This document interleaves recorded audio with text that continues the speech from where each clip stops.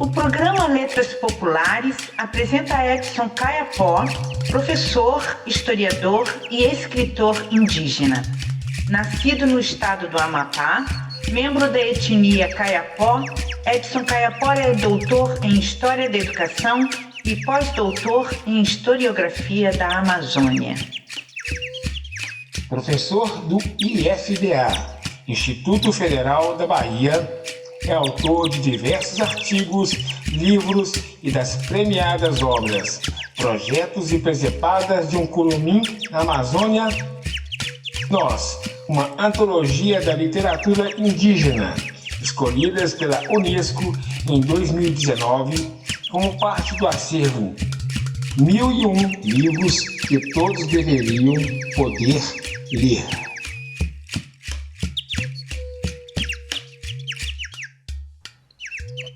Edson, é um prazer te receber aqui no Letras Populares para conversar com você sobre a tua obra literária e também sobre a tua atuação aí na militância da causa indígena. E eu queria que você começasse com a gente falando um pouquinho sobre as histórias desses teus 2 livros premiados, o Projetos e Presepadas de um Curumim na Amazônia e o Nós, uma antologia, né, da escrita indígena.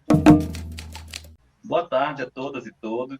Né? Eu quero falar assim que para mim é uma satisfação estar aqui com vocês, né, nesse programa, né, que está iniciando assim, né, já com uma força tão grande. A gente já ouve repercussões, né, em lugares tão distantes, né, do que vem acontecendo por aqui. E aí o Projetos e Presepadas de um Curumim na Amazônia foi publicado pela Positivo. Antes de ser livro, ele foi um texto que concorreu ao Projeto Tamoios e ganhou o Projeto Tamoios da Fundação Nacional de Literatura Infanto Juvenil, né, a FUNINJ. E a partir daí foi publicado numa parceria com o ilustrador Maurício Negro. O livro é belíssimo, assim, em termos de ilustração, inclusive. E como livro, né, tive o privilégio de ganhar o prêmio, né, da Unesco de Literatura, Cátedra de Literatura da Unesco. E esse livro ele é uma quase autobiografia, sabe? Assim, baseada na minha trajetória. O Nós, uma antologia de literatura indígena, né? Eu tive a oportunidade de ter a parceria da minha esposa, Aline Caiapó, novamente do Maurício Negro, né, nesta obra, e vários outros autores indígenas, né? E que escrevemos sobre histórias de pertencimento, histórias de origens indígenas, várias histórias e memórias, e o resultado também foi um prêmio da Unesco, e recebeu agora recentemente um prêmio também da FUNINJ, né? Então, são 2 obras assim belíssimas, né, que eu aconselho os leitores e as leitoras a saborearem nessas leituras. Para início de conversa, é isso. E tem um novo aí saindo do forno, não é, Edson? Fala um pouquinho do próximo livro para a gente também. Então, olha só, esse novo livro, eu estou assim, super ansioso, né? Porque é questão de dias mesmo, né? Para estar em nossas mãos. Esse livro é chamado Um Estranho Espardate na Aldeia. Eu diria que é o encontro de 2 pesquisas, uma de mestrado e outra de doutorado na literatura. E essa pesquisa ela surgiu de uma pergunta que um professor, né, da minha banca de doutorado me fez, sabe, ali na entrevista para o doutorado. Então, ele perguntou assim, eu pesquisei sobre um presídio ali no município do Oiapoque, na fronteira com a Guiana Francesa. O presídio foi instalado ali no meio da floresta na década de 1920 para prender anarquistas, comunistas, sindicalistas, rebeldes e tal, né? Na década de 20. E o meu trabalho de doutorado, que eu estava propondo ali, era fazer uma pesquisa sobre a educação escolar indígena dos povos indígenas ali daquela região do Oiapoque, na fronteira, né? Ali naquele contexto do presídio, que já tinha sido extinto. Aí o professor Kazumi Munakata perguntou para mim, Edson, o que o teu trabalho de mestrado tem a ver com a tua proposta de doutorado? Você pesquisou um presídio, né? E agora você está pesquisando educação escolar indígena. Qual é o elo, né, entre as 2 pesquisas? eu fiquei ali meio patinando, porque era uma pergunta que eu não tinha pensado, né, numa resposta para ela de antemão. Patinei e respondi. E depois fiz a minha pesquisa de doutorado, fui aprovado, fiz o trabalho de doutorado, foi um trabalho bem bacana, assim, muito profundo. Mas essa pergunta ficou martelando a minha cabeça, mesmo depois da defesa do doutorado. E aí eu pensei, bom, agora eu tenho que escrever e responder para o Kazumi, o que as duas coisas têm a ver, né? E aí, então, a história de um presidiário anarquista que fugiu do presídio de Clevelândia do Norte e foi parar no meio de uma aldeia caripuna, né? Ele se perdeu na floresta e foi para no meio dos caripunas, sabe? Deu uma temporada lá na aldeia. Então a história, a trama toda se desenvolve, se desenrola aí nesse roteiro, né? É uma obra assim que eu, sabe, sou apaixonado por ela mesmo, passei noites e noites, sabe, imaginando uma série de situações, mas tudo baseado em pesquisas, né, que eu fiz de mestrado e inclusive pesquisei no Arquivo Público Mineiro muito na época do mestrado sobre o presídio, né? No Arquivo Público de São Paulo, no Arquivo Público do Rio de Janeiro, recorri a vários arquivos, montei as pesquisas e a partir daí veio, né, esse encontro com um romance, meio ficção, uma coisa assim, né? Em breve estará nas mãos dos leitores e das leitoras. Edson, pois é uma alegria, né, estar recebendo aqui você mais uma vez, assim, mais uma vez, porque a gente já, né, não tem muito tempo que nós participamos de uma live do livro Soldado Errante, do qual eu tenho a honra de ter você como prefaciador do livro. Mas eu quero fazer uma outra questão, que é uma preocupação que eu acho que está na cabeça de muita gente, que é o seguinte: hoje a gente tem visto quase que uma invasão, né, das igrejas evangélicas, neopentecostais, nas aldeias. Sobre essa questão de ver cada vez mais essa coisa crescendo, eu quero te perguntar sobre os riscos à cultura dos povos indígenas do Brasil e o apagamento cultural da contribuição indígena para a identidade brasileira. Em tempos de pandemia, esses missionários, eles acabam sendo vetor, sabe, da coronavírus, né? Porque eles transitam ali no meio de povos que vivem numa situação de tanta vulnerabilidade e muitas vezes eles trazem de fora para dentro das aldeias a doença, que rapidamente se espalha, né, nos meios indígenas. Então, hoje, nós temos mais de 1.000, né, um número horrível de mais de 1.000 óbitos indígenas, né, relacionados a coronavírus, mais de 50 mil indígenas contaminados e mais de 160 povos envolvidos nessa doença, né? Então, assim, é uma tragédia, uma verdadeira tragédia dos povos indígenas nesse momento, diante de tanta vulnerabilidade, né, que nós passamos historicamente. E aí nós temos mais esse fator, né, o fator evangelização, especialmente evangelização quando vem aí desse pessoal que são os neopentecostais e, enfim, outras doutrinas que vêm fazer verdadeiras lavagens cerebrais nos nossos parentes, né? Mas, de toda forma, Mauro, eu queria fazer um relato, depois eu continuo, tá? 2 relatos rápidos de pesquisa muito interessantes. Tem uma pesquisa de um historiador chamado Ronaldo Banfas, né? Ele é professor da Universidade Federal Fluminense, eu acho que é a Universidade Federal Fluminense, e a tese dele foi publicada com o nome A Heresia dos Índios. A história é mais ou menos assim, né? No século XVI, os jesuítas chegaram para catequizar os Tupinambá na região do Recôncavo Baiano. E os Tupinambá, muito sabiamente, observaram toda a movimentação dos evangélicos, né? E a organização da igreja, da doutrina, né? Das missas, da igreja. E aí os Tupinambá resolveram, então, organizar uma resistência e os Tupinambá criaram uma religião, uma religião chamada Santidade. E na Santidade dos Tupinambá tinha igreja, tinha doutrina, tinha hierarquia do clero, né? Os graus mais elevados, enfim, né? Uma pirâmide, né? De organização. E a doutrina ela dizia o seguinte: essa força superior que criou, né, e recria e ordena todas as coisas, ela de fato existe. O nome dela é Tupã, né? Ele mantém o equilíbrio de todas as coisas. O demônio de fato existe, e o demônio são esses brancos que chegam aqui atormentando as nossas vidas, né? E faz parte da doutrina o seguinte: qualquer dos nossos Tupinambá que aceitarem essa doutrina estranha será expulso do nosso meio, né? E aí eles faziam os rituais, os cantos, as danças dentro da igreja e tal. A santidade, né? O nome da igreja Tupinambá, que foi criada da religião Tupinambá, né? O Ronaldo Vanfas escreveu A Heresia dos Índios, onde ele faz essa discussão. A Artionca Capiberibe, uma grande antropóloga mapaense, professora da Unicamp, escreveu um livro que também é tese, né, tese que virou livro, chamado Batismo de Fogo. Então, é uma história recente, né, do povo Palicu, né, que resolveu fazer uma conversão em massa, né, todas as pessoas pertencentes àquela etnia. E os pastores ficaram super felizes, né? Eram neopentecostais, né? Ficaram super felizes pensando, enfim, conseguimos, né, salvar essas pobres almas.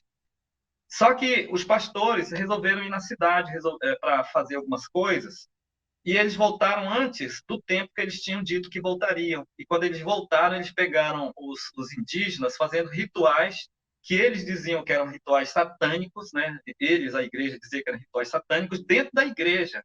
Aí os padres ficaram chocados e muito chateados, falaram assim: mas vocês se converteram, vocês disseram que tinham aceitado a verdade e agora vocês estão traindo. Olha só como o índio é traidor, né? Diziam os pastores. Enfim, aí a questão é assim, né? Tem a resistência. Há uma resistência histórica muito forte, e se não houvesse essa resistência, a religião sozinha, por si só, ela teria destruído totalmente as tradições indígenas. No entanto, né, dizer que existe resistência não significa dizer que existe uma incessante violência religiosa, né, em relação aos povos indígenas, uma violência que não recua, muito pelo contrário, ela cada vez avança com mais, sabe, ferocidade, né? E são ações extremamente genocida, etnocida, epistemicida, sabe? Eles proíbem rituais, né, dos povos indígenas, rituais originários. Então, olha só, um líder do povo Kaiowá deu uma entrevista num canal de televisão e eu assisti no YouTube. Tá? Eu vou falar aqui, não é uma palavra que as pessoas gostam de ouvir, mas eu vou falar porque é exatamente o que ele fala na entrevista. Ele disse assim: nós, Kaiowá, estamos muito chateados porque o pastor está indo lá na nossa aldeia para dizer que nós não podemos mais pintar os nossos rostos de urucum, com tinta de urucum, porque ele está dizendo que o urucum é a bosta do Satanás. Né? Então, ele foi para os canais de televisão denunciar esse desmando, esse absurdo, né, das doutrinas, especialmente das neopentecostais nos últimos dias, né, que são os mais violentos. Existe, logicamente, um risco, né, de termos baixas muito grande entre os nossos, que acabam abandonando as tradições originárias em nome de doutrinas estranhas, externas, né? E nós temos que nos organizar, povos indígenas e a sociedade brasileira, pensar em mecanismos para evitar que isso aconteça, sabe? E aí, nesse momento, vou repetir, nesse momento tem um agravante, sabe? Que esses senhores que vão pregar as suas doutrinas fundamentalistas entre os povos indígenas estão levando de presente coronavírus para as comunidades. Alarmante. Alarmante. Alarmante. Essa é uma palavra que traduz muito bem o que está acontecendo, né? Então, nós temos situação, Mauro, de pessoas assim que são lideranças, linha de frente do movimento espiritual, do movimento cosmológico dos nossos povos, e que, de repente, eles agora estão endemonizando a própria tradição originária. Pajés se convertendo para o neopentecostalismo e dizendo que as tradições indígenas fazem parte de cultos satânicos. Se, por um lado, a gente... Eu acho que isso não é nem novidade, porque desde quando as caravelas, né, chegaram aqui no Brasil, que a violência religiosa acontece com os índios, né, com os indígenas, de uma forma muito intensa, né? Ela muda de forma, mas não muda de princípio, né? de tentativa de conversão e tudo mais. Agora, por outro lado, eu quero fazer uma pergunta para você que está ligada na questão das línguas indígenas. Eu tenho observado aí que Hoje existe uma tentativa de unificação da grafia do Nhengatu, né, que é a língua geral amazônica, né, que veio do Tupi e tudo mais, e parece que eles estão trabalhando numa unificação da língua. Tenho visto também publicações que estão crescendo nas línguas originárias, né? Ou línguas que vieram, né? Às vezes até mudaram, mas que são originárias, né? De línguas antigas e tudo mais. Como você está vendo essa expansão, né? De publicações nas línguas indígenas? Olha só, além de escrever literatura, eu também escrevo em periódicos e em livros acadêmicos, né? Então, essa semana foi publicado este livro chamado Educação Inclusiva, Perspectivas Complementares no Respeito às Diferenças. Ele foi publicado pela editora Paco, eu sou um dos autores, e eu escrevi um capítulo junto com minha esposa, Aline Caiapó, exatamente sobre isso, Mauro, sabe? O ensino e o fortalecimento das línguas originárias e o ensino das línguas indígenas nas escolas brasileiras. Esse debate que nós fizemos, esse livro é lançamento. Tive a boa notícia de que ele saiu, foi semana passada, foi publicado, lançado, né?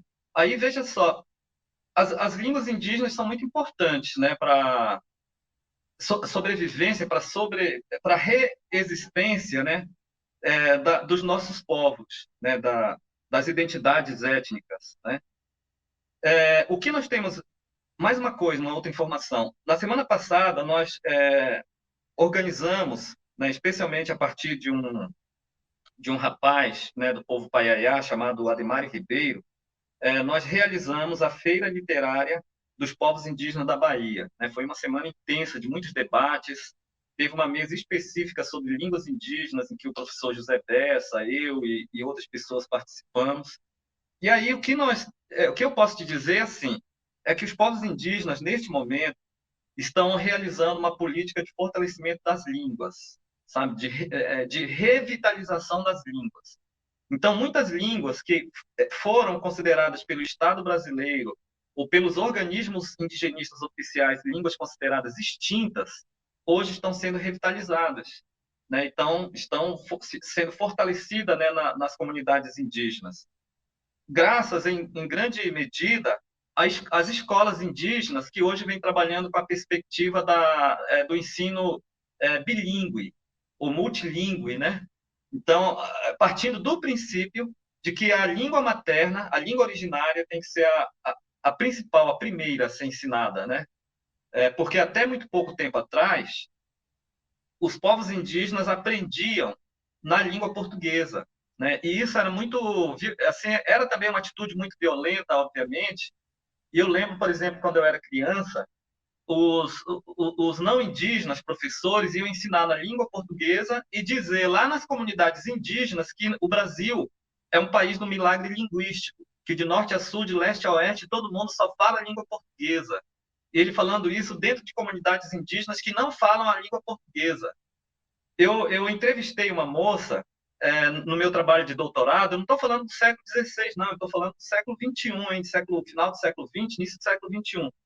Aí a professora Jacira, que não é indígena, me contou a seguinte história, né? Ela falou que fez concurso para professora de história no estado do Amapá e foi aprovada. E quando ela se apresentou na Secretaria de Educação para assumir o cargo, falaram que ela ia ser professora numa aldeia do povo Caripuna, no município do Oiapoque, na fronteira com a Guiana Francesa, num lugar que ela nunca tinha ido. E aí ela perguntou lá para o pessoal da Secretaria de Educação assim, aonde é que fica? Vocês têm foto, alguma coisa? O pessoal falou, olha, nós não sabemos, nunca fomos, ninguém aqui nunca foi lá, entendeu? Nós sabemos o seguinte, que você tem que ir para o Oiapoque, chegando lá na cidade do Oiapoque, você tem que procurar a FUNAI, levar a carta de apresentação e pedir para a FUNAI te encaminhar para a aldeia. Porque não é qualquer pessoa que pode entrar nas terras indígenas lá na região, entendeu? Você tem que ter autorização da FUNAI. E ela falou que tinha pensado em desistir Mas como ela estava precisando muito de dinheiro mesmo, para valer, né? Ela aceitou e foi para o Iapoque. E quando chegou lá, ela se apresentou para a FUNAI. A FUNAI arrumou um carro, né? Viajou algumas horas até a aldeia do Manga, povo caripuna, e depois pegou um barco e viajou várias horas pelo rio Uaçá e pelo rio Curipi, até chegar na aldeia Espírito Santo, do povo caripuna. E aí o pessoal da FUNAI falou, olha, é aqui, moça, que você vai trabalhar, só que nós não vamos poder ficar aqui com você, a gente tem que voltar, porque a gente tem que chegar antes de anoitecer, que o rio é muito corredeira, é muito perigoso, né? Então você se apresenta aí e dê suas aulas.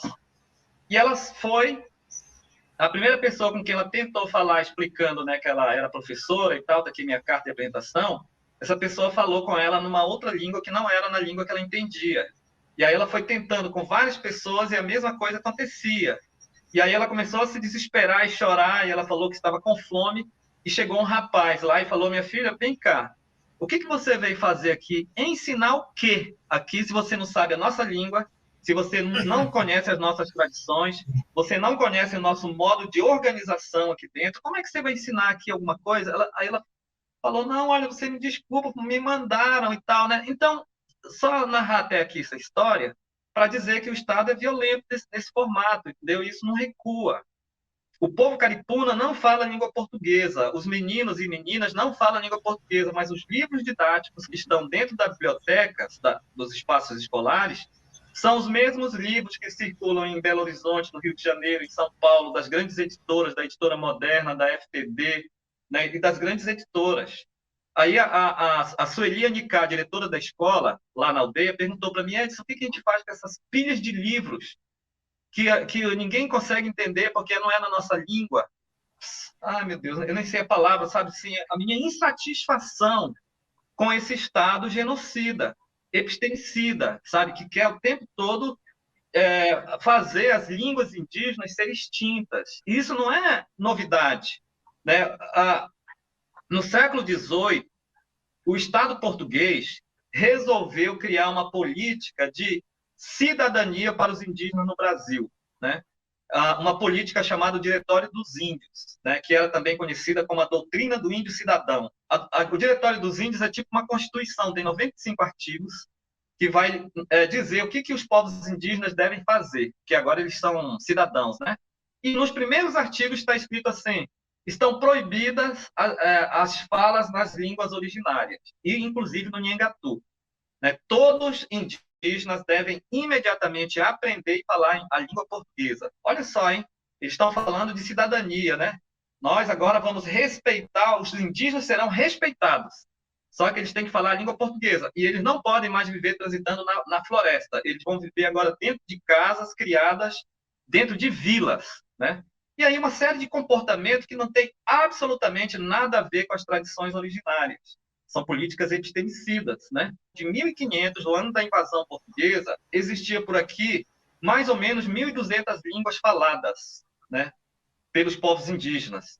E depois de tanta violência, de tanta extinção, sobraram hoje algo em torno de 270, 280 línguas, mais ou menos, fluentemente faladas entre os povos indígenas do Brasil. Isso significa dizer que a resistência, ela também é forte, né?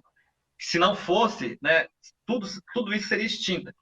E aí existe, então, essa política hoje de publicação de textos escritos, né, destas línguas, né? Muitas das línguas indígenas ainda não são, só são faladas, né? Existe na oralidade, elas não são escritas. Mas uma parte considerável, né, hoje vem sendo escritas, e aí os povos indígenas vêm se organizando para escrever suas histórias, suas memórias, né? Escrever material didático diferenciado na língua originária, com apoio de algumas instituições, né? Geralmente, o Estado brasileiro não apoia esse tipo de política, não vem apoiando e deveria apoiar, né? Os povos indígenas conseguem apoio em outras instituições, e a literatura indígena também escrita para não índios, né? E para indígenas, né? Para indígenas e para não índios, né? Então, por exemplo, esta literatura, né? Projeto de Prepara de um Curumim na Amazônia, é um livro que, sobretudo, foi escrito para não índios. Mas os indígenas podem ler? Lógico que podem e devem ler, né? Mas ele é um livro que está na língua portuguesa e que está disponibilizado, sobretudo, para os os não índios, né, discutirem na escola. Eu fico feliz de me deparar nos sites com uma série de exercícios de escolas, sabe? Os alunos leem e depois tem que responder uma série de perguntas. Às vezes nem eu, olha, confesso que às vezes tem umas perguntas que nem eu sei a resposta, mas tem lá, né? Aí os meninos têm que acertar, e as meninas também. E dou muita palestra né, nas escolas que adotam o livro, porque existe a Lei 11.645 de 2008, que fala da obrigatoriedade do ensino de história e cultura afro-brasileira e indígena nas escolas, né? E aí a editora Positivo, né, eu diria assim que espertamente publicou esse texto e jorra esse texto dentro do sistema positivo de ensino. Todas as escolas do sistema positivo de ensino adotam este livro, têm adotado este livro, entre outros, né? E outras escolas brasileiras também. Então, frequentemente dou palestras e me deparo com cartilhas e exercícios e questões, né? Então, são essas duas coisas. Uma é o texto do autor indígena, voltado especialmente para o público não indígena, e uma outra produção na língua indígena, voltada, sobretudo, para as comunidades indígenas.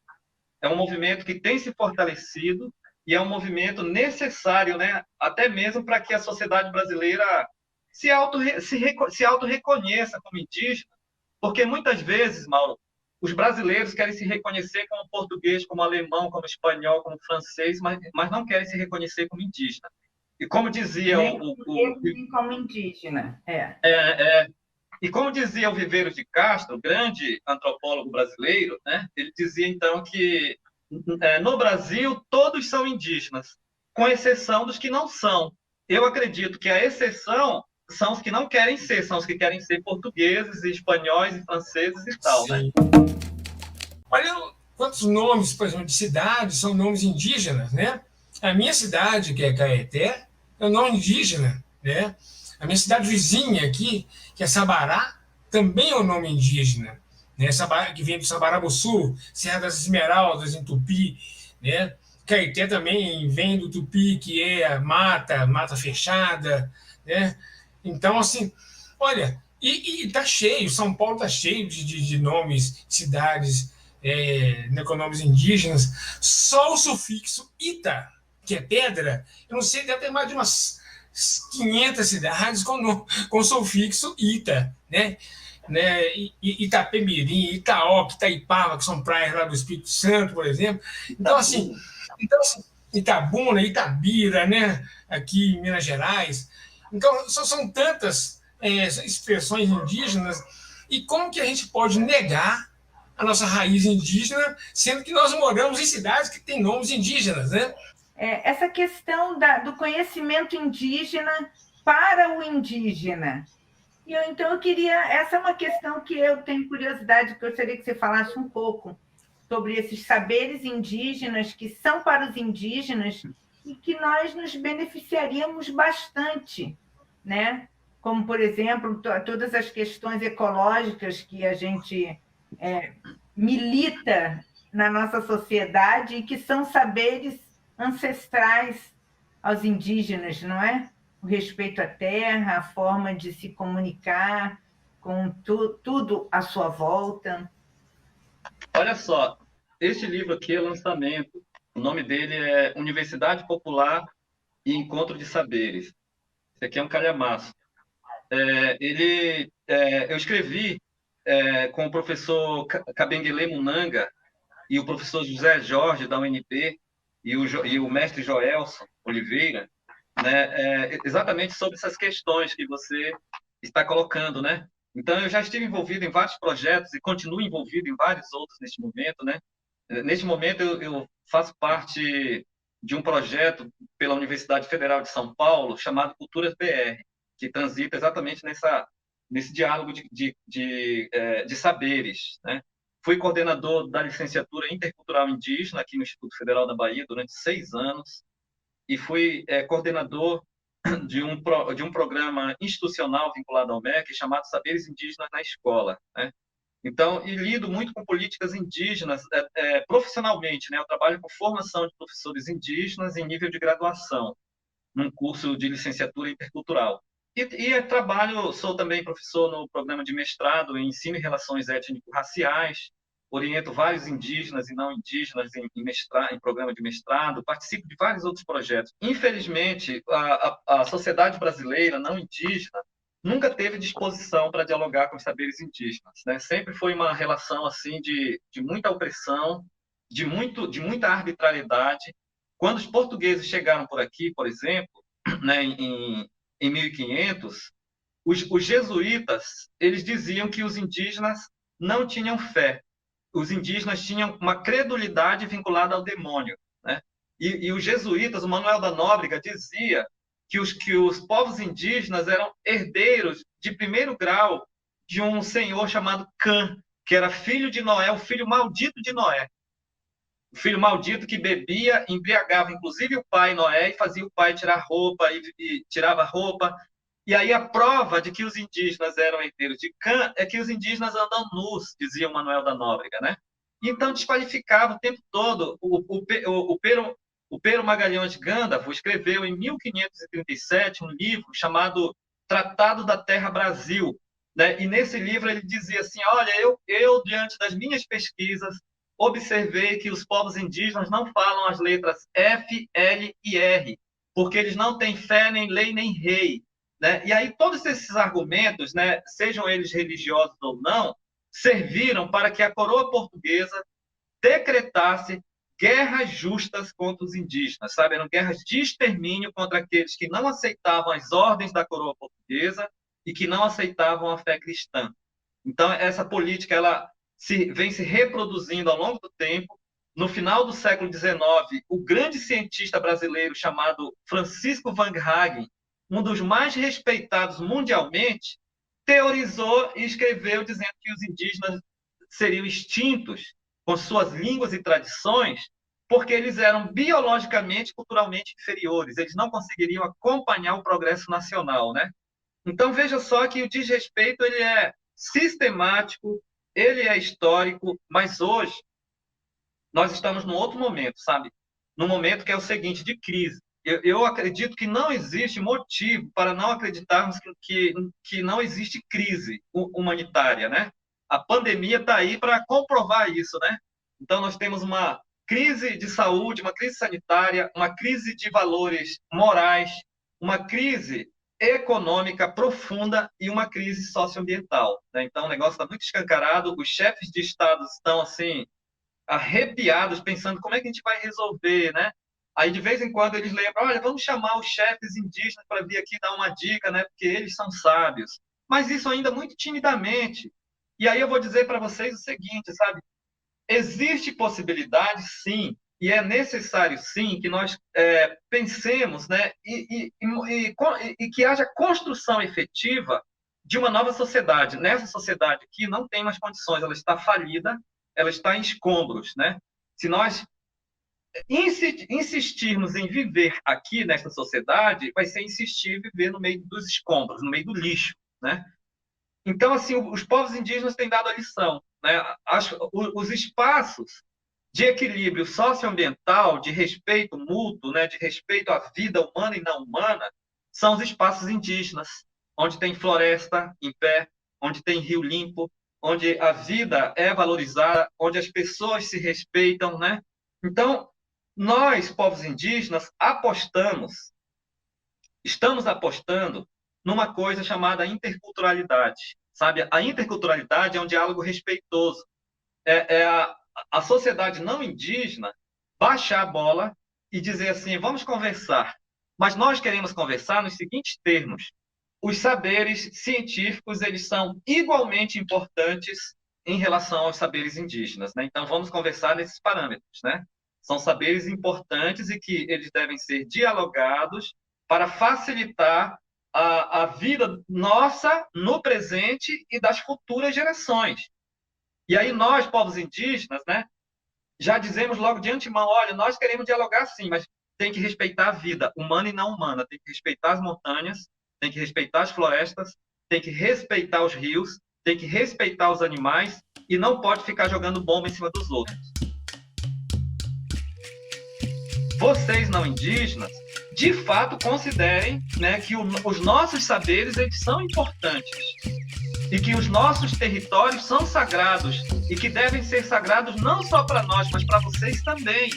Os territórios indígenas são espaços cosmogônicos de produção e reprodução da vida, né? Sem esses espaços cosmogônicos que nós herdamos dos nossos antepassados, não existe possibilidade de vida do nosso povo e nem da humanidade, sabe? E nem da humanidade. Então, um outro ponto importante é que a humanidade tem que ser mais humilde e reconhecer-se como natureza, porque a humanidade aprendeu que os seres humanos não são natureza, que os seres humanos são seres muito inteligentes e que eles devem usar essa inteligência para dominar a natureza e transformá-la em bens para o seu benefício.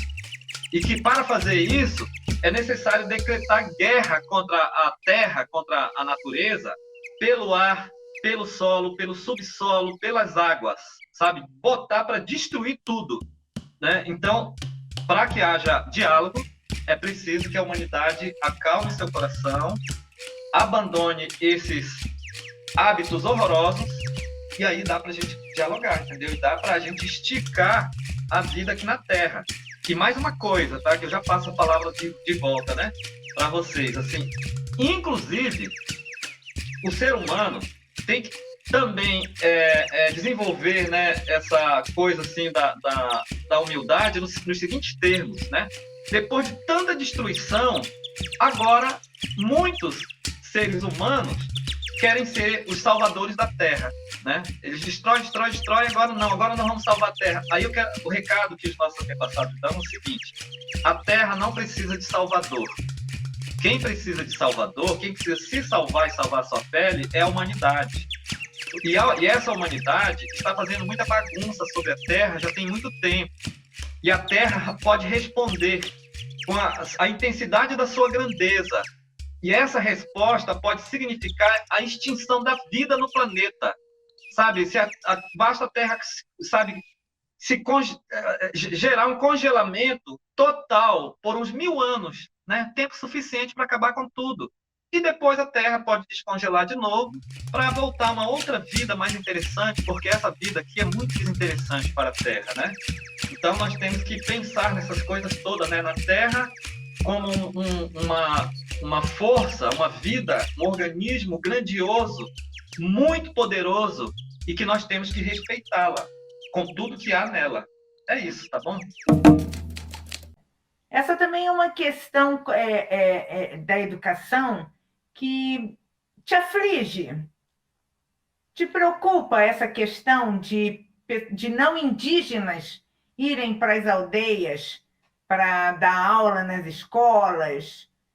Como é que é essa presença não indígena na hora do ensino escolar? Olha só, a Resolução 3 de 1999 do Conselho Nacional de Educação estabelece no artigo 7º, entendeu, que professor de escola indígena tem que ser indígena. E essa determinação legal, né, ela ocorreu em diálogo com os povos indígenas, a partir do seguinte entendimento: historicamente, quem sempre ensinou nas escolas indígenas foram não índios. E isso foi muito danoso, sabe? Não é assim, xenofobia, sabe? Não é ódio do não índio, não. Foi danoso. Sabe por que foi danoso? Porque o não índio não fala a língua indígena. Como é que ele vai ensinar? Né? Eu contei agora a história da Jacira, né? Como é que o não índio vai ensinar numa comunidade indígena se essa pessoa só fala a língua portuguesa? Como é que essa pessoa vai ensinar se ela não conhece os modos próprios de organização desse povo, né? Os modos de organização política, de organização alimentar, né? De organização das crianças, né? Esse professor vai lá para dentro da aldeia para produzir e reproduzir preconceitos. A gente não quer isso, sabe? Então, qual é a discussão? Que não é minha, né? É do movimento indígena, é coletivo, né? A discussão está no seguinte nível: professor de escola indígena tem que ser indígena, isso é óbvio, entendeu? Agora, para além dessa obviedade, o que tem que acontecer é o Estado promover cursos de formação específico para professores indígenas, concursos específicos para contratação de professores para as escolas indígenas e produção de material didático específico para as escolas indígenas. Há alguma coisa contra os não índios? Não, contra não. Historicamente, sempre foi a cultura não índia que veio e invadiu e oprimiu os nossos povos. Então, hoje nós queremos que a base, o esteio central das nossas escolas, sejam as temáticas vinculadas a nós. E, para além disso, também queremos diálogo com a ciência, né? Então, a escola que nós queremos hoje é uma escola intercultural, que coloque esses conhecimentos indígenas e os ditos científicos em diálogo. Para quê? Ora, para facilitar a organização e a efetivação dos nossos projetos societários, dos nossos projetos de autodeterminação, que são projetos que poderão, inclusive, servir para a humanidade, para a sociedade não indígena, sabe? Eu diria assim que as escolas indígenas são laboratórios que, no futuro, podem muito bem servir para os não índios, porque eu vou falar uma coisa, eu sou indígena, já trabalhei em escola indígena, trabalho com formação continuada e inicial de professores indígenas, mas já trabalhei muito tempo na minha vida em escolas não indígenas. Trabalhei em Belo Horizonte, lá na Serra, na escola, uma escola estadual, lá na Contorno, na Contorno, esquina com Afonso Pena, quase. Trabalhei em São Paulo, né? Trabalhei em mais de uma escola em BH, trabalhei lá no bairro Veneza, em BH, trabalhei em São Paulo, em vários bairros, em escolas, trabalhei na cidade de Macapá, trabalhei em várias cidades e agora estou trabalhando em Porto Seguro. Não dou aula só para indígenas aqui em Porto Seguro, dou aula, né, em pós-graduação, mestrado, dou aula para estudantes do curso de Química, estudantes do curso de Computação, não indígenas, né, de vários cursos. Aí eu estou dizendo isso, não para me vangloriar, mas para dizer o seguinte, entendeu? Que assim, a educação, né, e a escola indígena, ela tem que ser uma escola, né, que seja específica, de fato, diferenciada. Entendeu? Então, essa minha experiência toda me faz refletir, né, sobre isso, porque a sua pergunta assim, e você, isso te incomoda? Né? Então, diante de toda essa experiência que eu tive, eu fico pensando assim, olha, me incomoda assim, entendeu? O não índio está ensinando na escola indígena. Me incomoda por conta disso, porque eu conheço a realidade de escola da cidade e conheço a realidade de escola da aldeia. Entendeu? E sei, né, pela minha experiência, pelos debates dentro do movimento indígena, que professor de escola indígena tem que ser indígena, tem que conhecer a realidade do povo indígena. E o Estado tem que assumir o ônus disso, sabe, fazendo a formação inicial e continuada, produzindo material didático diferenciado. E, enfim, eu tive a satisfação de transitar em todos esses meios, sabe, para poder entender todas essas lógicas. Eu trabalhei com educação infantil, com pequenininho, trabalhei com ensino fundamental durante muito tempo da minha vida, trabalhei com ensino médio durante muito tempo da minha vida, trabalhei com EJA, né, nas cidades, né, eu tinha, sei lá, 20 anos de idade naquele tempo e os meus alunos tinham 50, 60 anos de idade, e trabalhei em escola de presídio, trabalhei em tanto de lugares que me fez acumular uma quantidade de experiências que hoje facilita, assim, a compreender esses processos, sabe? Eu tenho quase, poxa, olha, eu tenho quase 30 anos de magistério, viu? Tenho uma temporada já, né? Estou aprendendo, né? Estou aprendendo dentro daquela lógica paulo freireana que diz assim, que quem ensina aprende e quem aprende ensina, não é? É isso. É muito lindo isso. Quem ensina aprende e quem aprende ensina. Isso é muito, muito interessante. Muito bacana te ouvir, o Edson, falando sobre essas questões que nos afligem a todos, né? Porque a questão da educação, como dizia o Darcy Ribeiro, o projeto de ignorância é um projeto mesmo dos poderosos, né? Não circular o saber é um projeto de manter a dominação, né? Todos os teus livros têm essa temática, versam sobre a temática indígena, mas escritos para não indígenas? Olha só, eu queria só voltar numa questão antes, porque na fala passada teve uma coisa que eu não completei, sabe? Que eu queria dizer assim, que o meu trânsito em vários lugares, cidades grandes, cidades pequenas, né, como professor, me fez enxergar também com clareza que a educação nacional, né, nas cidades, ela está à beira da falência, né? As escolas, elas estão preocupadas sobre tudo com o Enem, entendeu? Então, o objetivo da escola, o objetivo último é Enem, é provinha Brasil, é provinha não sei o que e tal. O objetivo não é aprender e ensinar. O objetivo é passar no vestibular, passar no Enem, passar nessas coisas horrorosas. Entendeu? Então, a criança e o jovem fica, sei lá, anos, muitos anos da sua vida dentro de uma sala quadrada com cadeiras duras, entendeu? Para, sabe, só aprender, passar numa prova. Eu acho isso um absurdo, sabe? Isso tem que ser revisto, né? E aquela paranoia de reprovar e aprovar o tempo todo, né? Então, é nesse sentido que eu falo assim que a educação indígena é um laboratório que, no futuro, pode servir para os não indígenas também repensarem seu projeto civilizatório e, particularmente, educacional.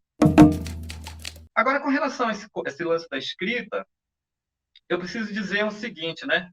Que aí eu vou entrar no Projetos e Presepadas de um Curumim na Amazônia, né? Através da resposta, tá? Muito cedo, né?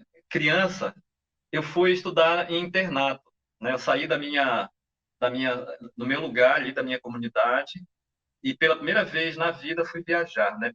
Fui de barco para Altamira, no Pará. Saí do Amapá e fui para Altamira, uma viagem assim, de quase uma semana de barco, nos grandes rios da Amazônia. Fiquei encantado de ver as vilas, né? Aquele povo ribeirinho, aldeias, né? E eu, poxa, fiquei encantadíssimo, né? Eu achava assim que o mundo era menor. E de repente eu vi que o mundo era muito grande, né?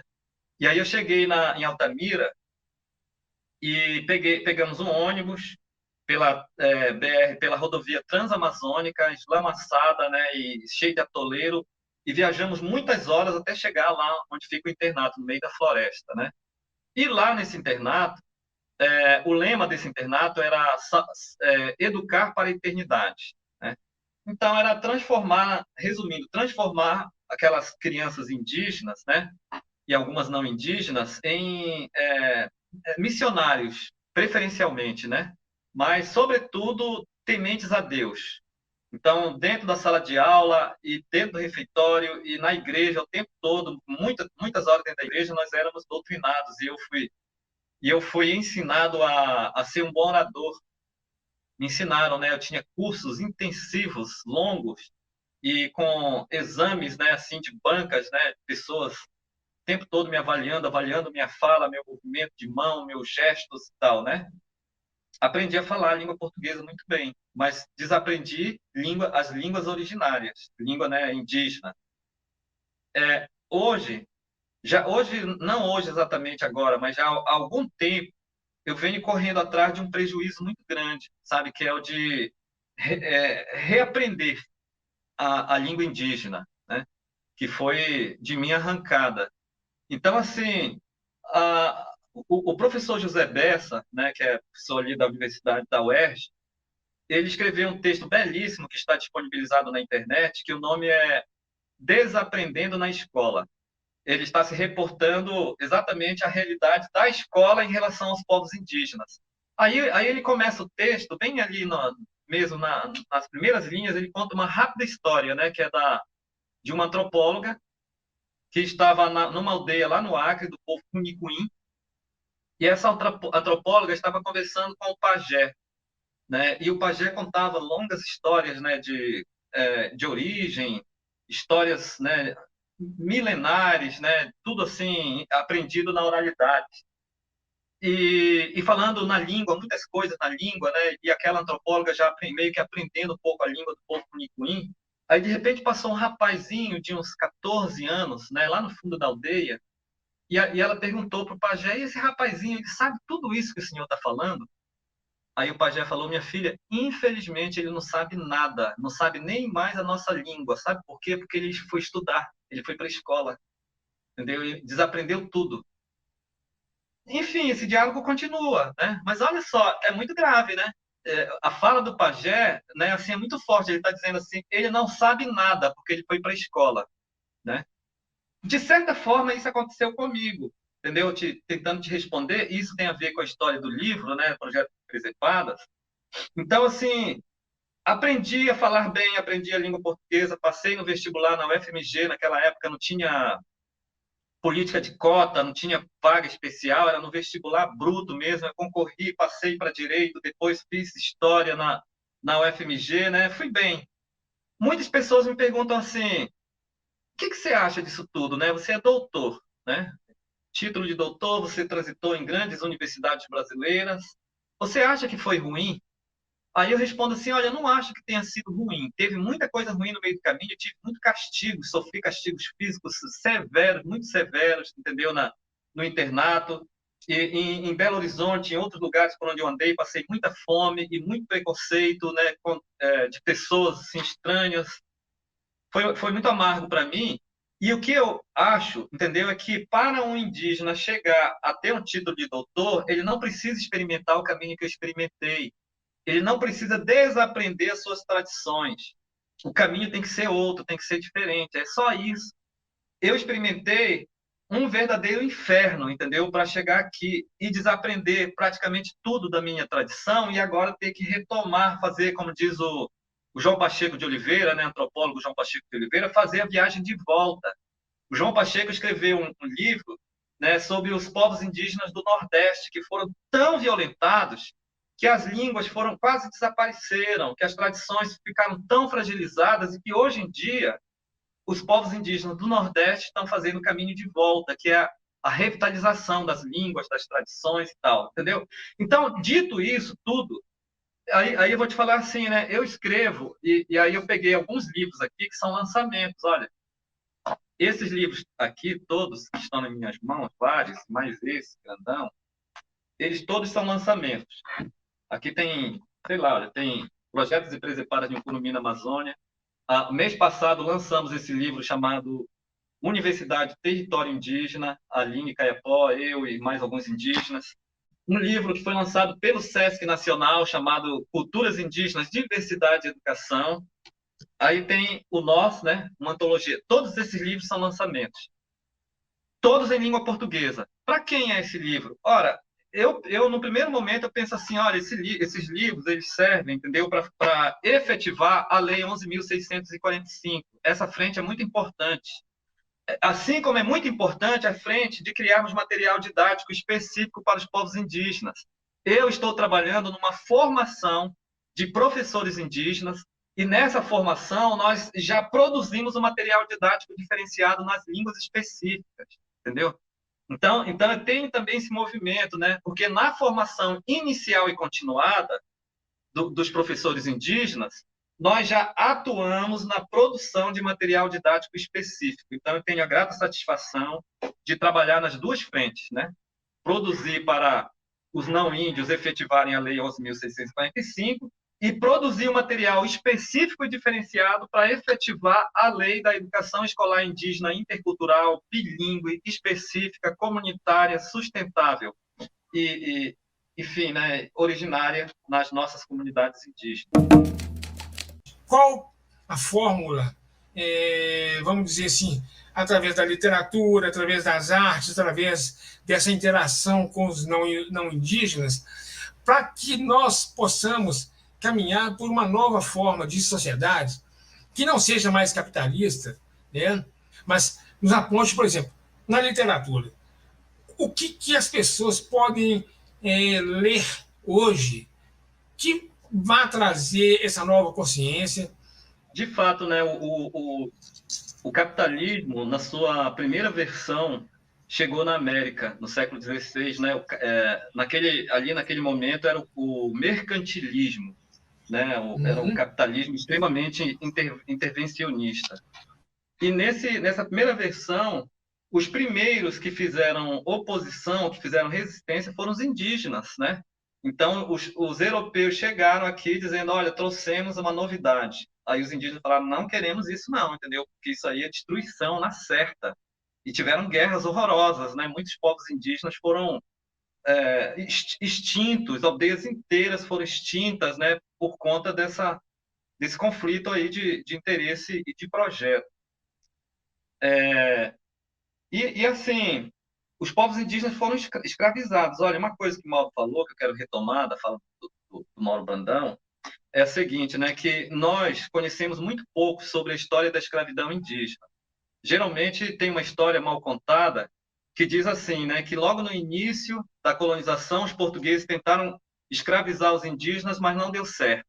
E aí os indígenas foram substituídos pelos africanos, né, que foram escravizados, e os africanos deram certo porque eles gostavam de trabalhar e eram muito fortes. Eu acho que tem um monte de coisas aí, de mitos aí, viu? Porque a impressão que dá é que os africanos vieram para cá com vontade de trabalhar, né? Isso é uma pegadinha, obviamente. Assim como é uma mentira dizer que os indígenas deixaram de ser escravos. Isso não é verdade, definitivamente, entendeu? Os indígenas constantemente eram escravizados, tanto dentro das missões pelos jesuítas, quanto fora das missões pelos bandeirantes. Naquele filme A Missão, tem um debate, ali pela metade do filme, tem um debate entre um padre jesuíta e um bandeirante, né? Porque o padre jesuíta está dizendo para o bandeirante, olha, você não pode caçar índio aqui, você não pode pegar índio para escravizar aqui, porque aqui é proibido, aqui é terra de missão.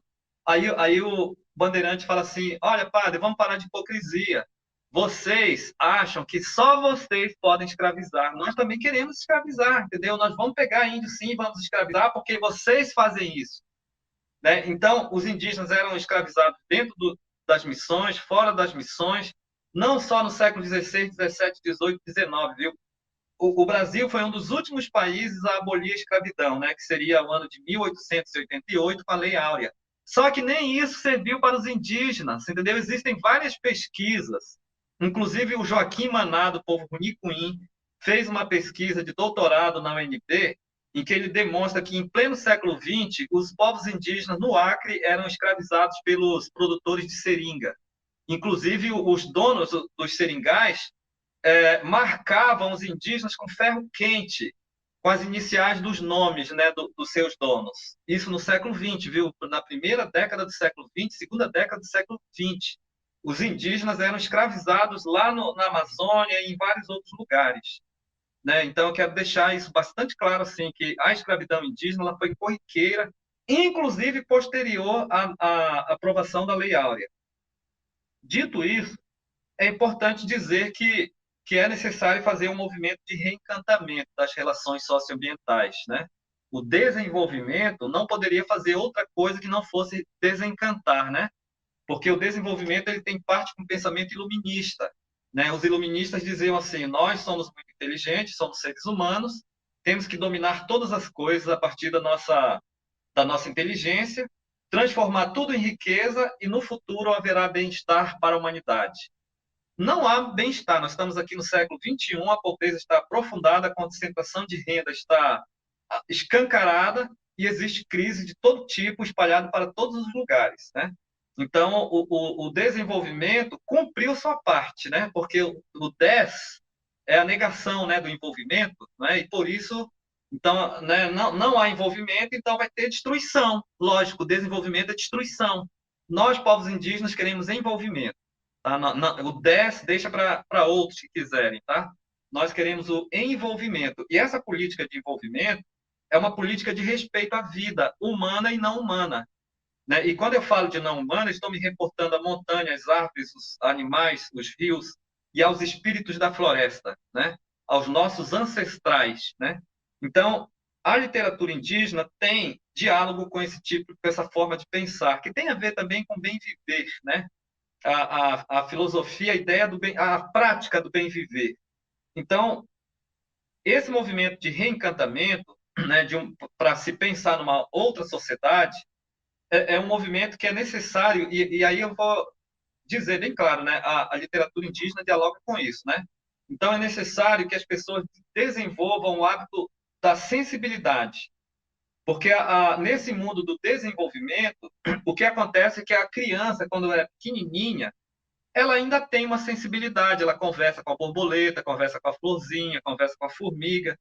E aí, à medida que a gente vai se tornando adulto e se envolvendo com essa correria louca, né, atrás de dinheiro e atrás de uma felicidade que nunca chega, aí a gente vira um ser bruto, entendeu? A gente vê qualquer bicho quer matar, entendeu? Vê né, um jacaré, já pensa no couro do jacaré para ser sapato, para ser bolsa, né?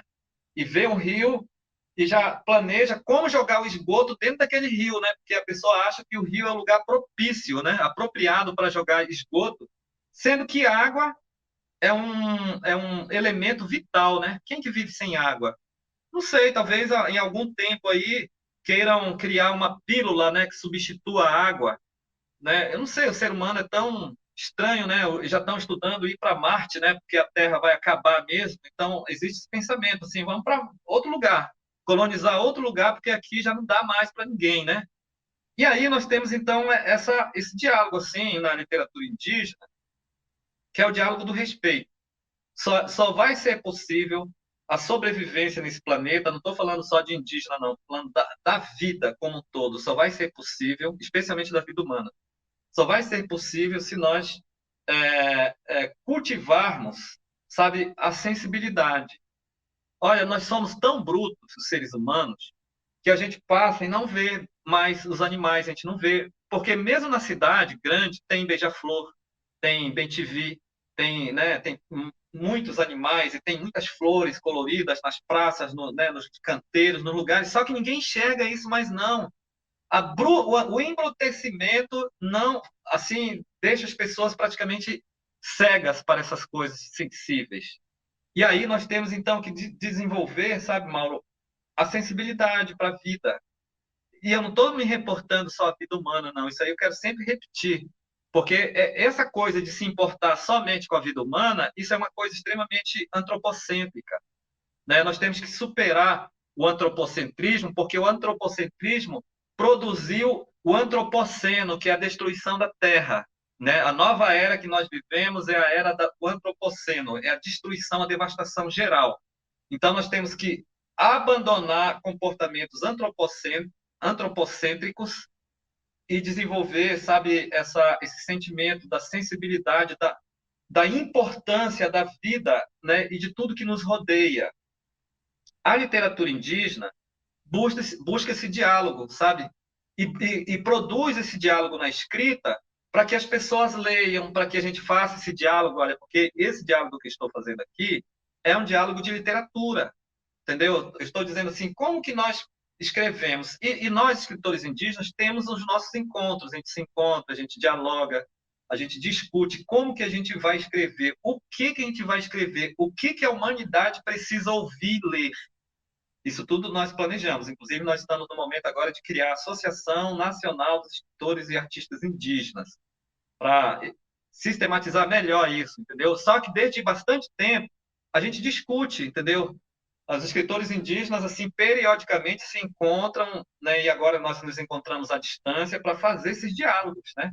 Como que vai ser? O que que a gente vai escrever, entendeu? Partindo do princípio de que o nosso pensamento e a nossa escrita, ela é uma voz da coletividade e da ancestralidade, né? E essa coletividade e ancestralidade anseia viver muito tempo aqui na Terra, sabe? A gente não quer, assim, uma Terra destruída, né? E a gente não fica, assim, pensando, tem que destruir mesmo, porque depois a gente vai para o paraíso. Não, meu amigo, o paraíso é aqui, né? Poxa, a gente tem paraíso, a floresta amazônica é um paraíso, entendeu? E a Mata Atlântica é um paraíso. Por que que a gente não une as nossas forças e energias para manter esses paraísos, né, vivos, né? Então, a literatura indígena dialoga com essa forma de pensar, que eu diria que essa forma de pensar e de agir, não só de pensar, mas também de agir, é uma forma que a humanidade inteira deveria dialogar com essa maneira, sabe? Que aí nós iríamos, toda a humanidade, imagina se toda a humanidade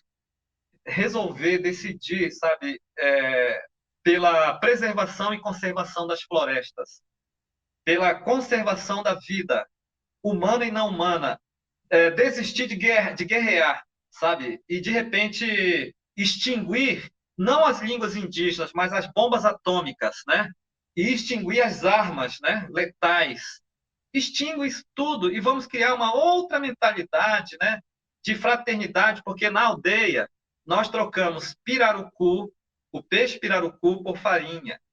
farinha por açaí, né? E açaí por pupunha, sabe? E ninguém na aldeia passa fome, porque lá tem abundância de peixe, de caça, de frutos, né? De açaí, de farinha, né? E de tanta coisa gostosa, e que se a pessoa adoecer e não poder ir caçar, ela vai comer do mesmo jeito, entendeu? E nós produzimos, e agora estamos sistematizando a nossa produção, que isso tem a ver com os nossos projetos societários, sistematizar a produção para vender, sim, a gente precisa de dinheiro, né? Então a gente vende nas cidades, e fala lá na cidade que a nossa produção não tem veneno, entendeu? Ninguém vai morrer comendo isso aqui, ninguém vai ter câncer, e que a humanidade precisa repensar essa forma de produzir alimento, sabe? Isso tudo são questões que têm que ser pensada e repensada, e que a literatura indígena faz esse debate.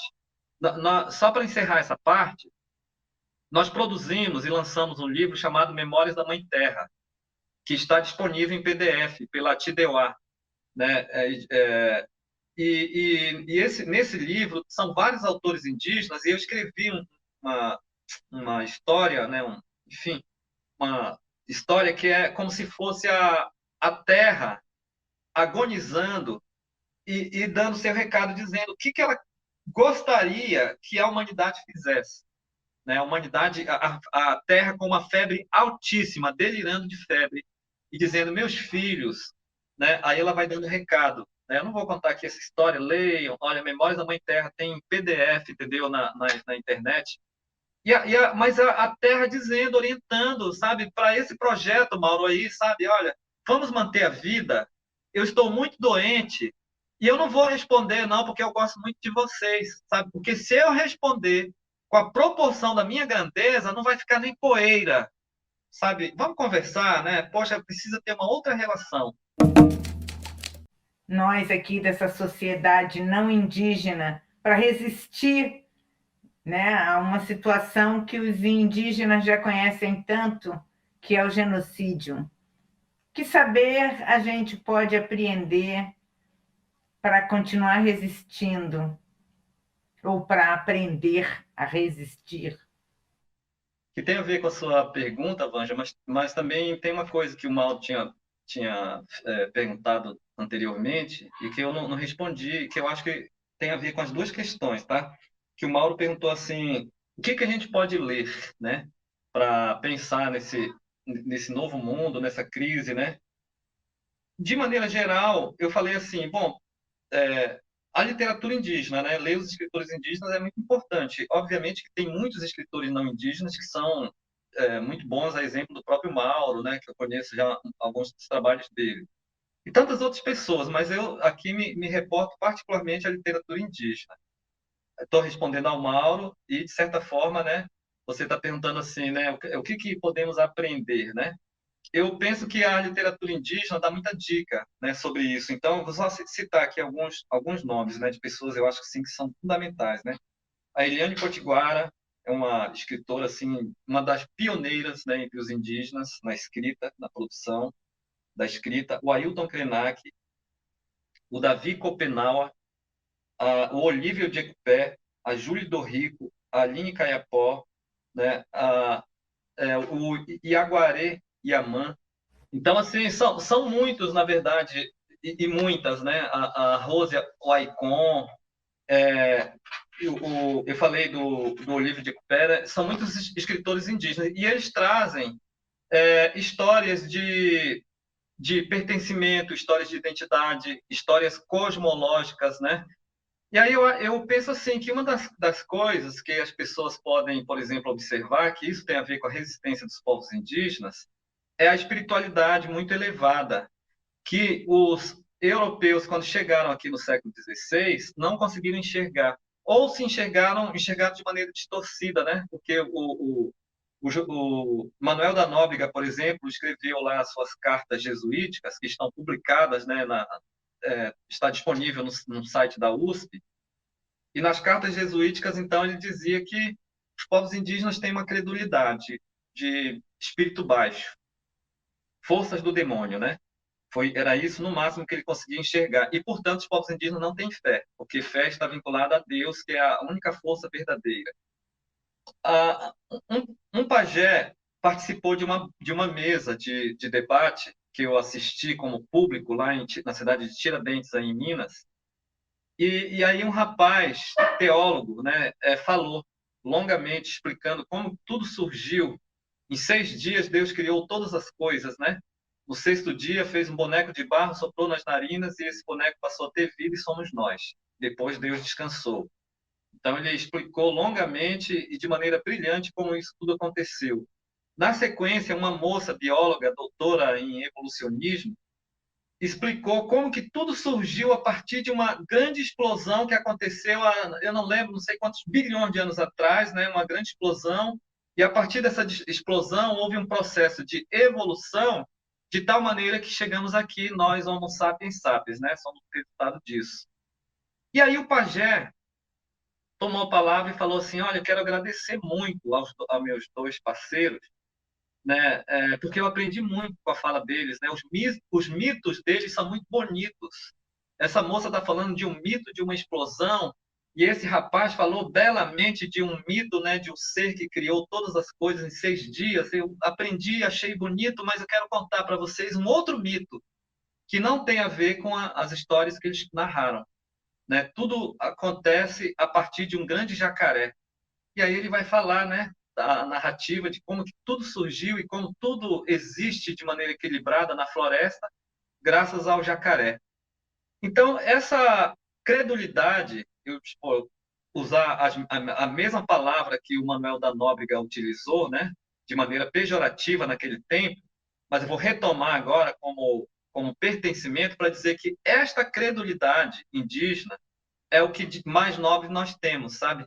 Então, muito da nossa resistência, muito das nossas conquistas, muito não, na verdade, tudo das nossas resistências e conquistas tem a ver com essas nossas cosmologias. E nós temos absoluta certeza de que a força física, sozinha, sabe, a gente não consegue abrir caminho. Os nossos antepassados não conseguiram abrir caminho com a força física sozinhos, e nós não conseguiremos se nós não estivermos, assim como os nossos antepassados estiveram, muito empenhados nessa espiritualidade originária, sabe? Então, eu diria assim que é muito importante, sabe, que as pessoas se apeguem a essa espiritualidade.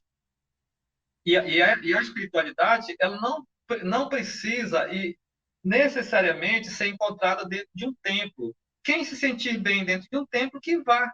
Mas não, eu não vejo que seja necessário, entendeu?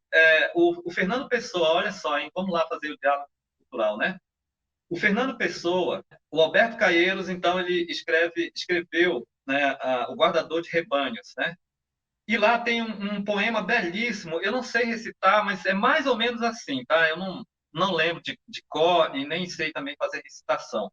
Mas ele fala assim, não acredito em Deus porque nunca ouvi. Se ele quisesse que eu acreditasse, ele apareceria na porta do meu quarto e diria, eis-me aqui. Mas se Deus é as flores, os montes, o luar e o sol, então eu acredito nele e a minha vida é uma oração e uma missa com os olhos e pelos ouvidos todos os dias. Mas se Deus é as flores, os montes, o luar e o sol, para que vou chamá-lo de Deus? Vou chamá-lo flores, monte, luar e sol.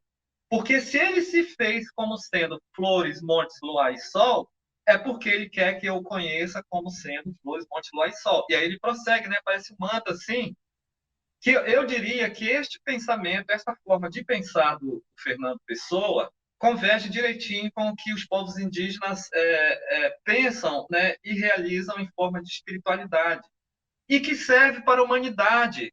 Serve para a humanidade. Poxa, você quer se energizar do ponto de vista espiritual? Vá para o bosque, entendeu? Vá lá para... O pessoal está em São Paulo, cansou, vai lá para o Jardim Botânico, né? Para o zoológico, né? Vá lá para o Parque do Ibirapuera, abraça uma árvore, fique lá um tempo, né? Lá no Ibirapuera tem muita árvore, morei em São Paulo há muito tempo, adorava ir lá para o parque. E o pessoal de Belo Horizonte está cansado daquela correria, vá lá para o Parque Municipal, vá, né, em outros espaços, também no zoológico, né? Que é o templo, entendeu? É o verdadeiro templo de energização, de nós nos energizarmos, né? Então, isso. Eu diria assim que uma das lições que os povos indígenas podem deixar para a humanidade, e deixam, é essa da espiritualidade, ela é necessária, né, para nós conseguirmos assim romper com as dificuldades, mantermos, né, a tranquilidade, né, de corpo e espírito, e seguirmos assim com essa força otimista, sabe? Olha só, eu tento, sabe, ser o mais otimista possível o tempo todo, e nós sabemos muito bem, como diz o ditado, que a maré não está para peixe, para ninguém, né? Só para os bilionários, que o Mauro Brandão falou, que está tudo bem. Mas para a maioria esmagadora da população brasileira está tudo ruim, entendeu? As pessoas estão desempregadas, estão perdendo emprego, os salários estão sendo cortados, né? E as pessoas estão com medo de sair na rua. E uma série de problemas para os povos indígenas, mais ainda, porque o Estado brasileiro hoje está sendo governado por forças altamente anti-indígenas, que é o pessoal do agronegócio, né? As madeireiras, as mineradoras, gente que odeia indígena hoje governa, né? Então, para nós não está bom, mas ainda assim nós vamos fazer as nossas falas de otimismo, porque os nossos antepassados nos ensinaram que tem que ser assim, que é através do otimismo que nós vamos conseguir romper as barreiras. E como conseguir o otimismo? Ora, em harmonia com os nossos antepassados. Buscar essa energia, né, dos nossos antepassados. E aonde que a gente pode conseguir isso? Na floresta, né, tomando um banho de rio, tomando um banho de mar, né, abraçando árvore, né, e observando o canto dos pássaros, né, observando as plantas, cuidando dos animais, cuidando das pessoas. Isso importa muito, sabe? E a humanidade embruteceu de tal maneira que não faz mais isso, sabe? Ninguém tem amor por ninguém. Poxa, as pessoas envelhecem e o lugar do velhinho é no asilo, entendeu? O asilo vira um depósito de pessoas idosas. Nas comunidades indígenas, as pessoas idosas são as pessoas mais importantes. Elas são sábias, sabe? São pessoas assim quase sagradas. Elas são muito importantes. São as universidades e verdadeiras bibliotecas. E nas grandes cidades, eles são despachados, né, dentro dos depósitos. Então, essas relações todas têm que ser repensadas. E a humanidade tem que, sabe, aprender a ser mais humana, mais sensível, sabe, gostar mais da vida, da sua vida própria e da vida que nos rodeia. Eu acho que esse é um grande aprendizado que os indígenas podem ensinar para a humanidade. Muito legal. Muito obrigada, Edson. Muito obrigada. Eu quero também agradecer agora a Edson Caiapó por essa brilhante exposição de sabedoria que a humanidade inteira necessita. Né? E eu acredito que nós, os comunicadores populares, né? Esse nome ele não veio à toa, ele tem uma razão, é porque nós precisamos de trazer as vozes do povo, as vozes populares para o centro, né? E trazendo também as vozes, né, dos nossos povos indígenas, dos descendentes de africanos, e recontar e refazer a história, fazer uma história. O nosso papel hoje é justamente de destruir a velha história e criar e contar, não da forma que os colonizadores contaram, mas da forma que nós, que somos do povo, né, podemos contar com essa propriedade, como você colocou para todos nós aqui. Então, eu te agradeço por isso. Nós temos que disponibilizar experiências, conhecimentos e saberes para nós tentarmos assim colaborar nesse processo de reencantamento das relações sociais, socioambientais, né? E pensar mesmo para valer numa outra sociedade, sabe? Partindo do princípio de que essa sociedade que nós estamos, de fato, está em escombros, geral, né?